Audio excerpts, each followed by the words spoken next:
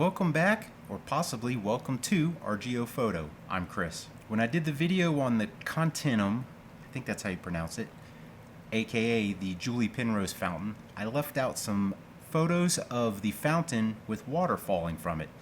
And mostly that's because I'm usually there before or after the hours of operation for the fountain.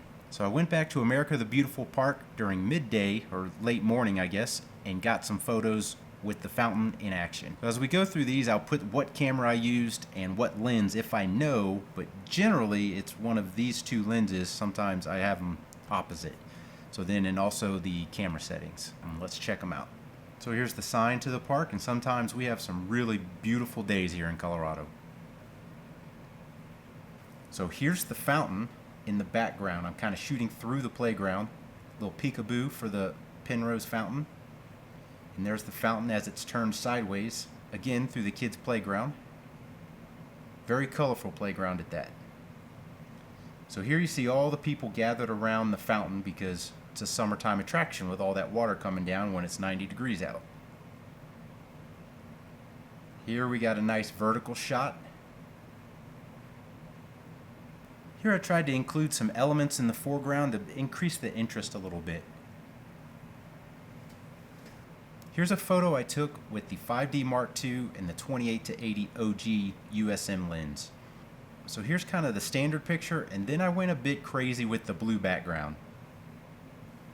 But you know I do like my options, so we go to a 4:3 crop, a 1:1 crop,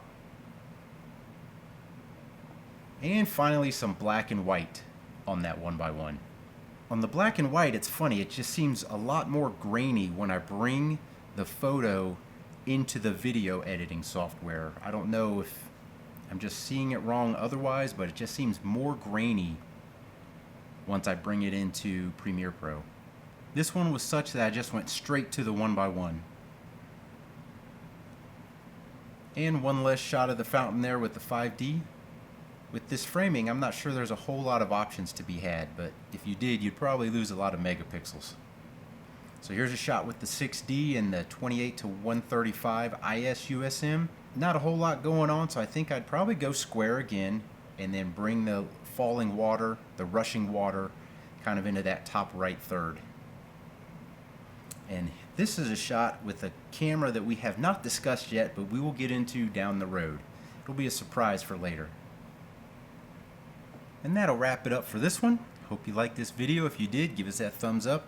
Hit the subscribe button down there. And as always, thanks for watching.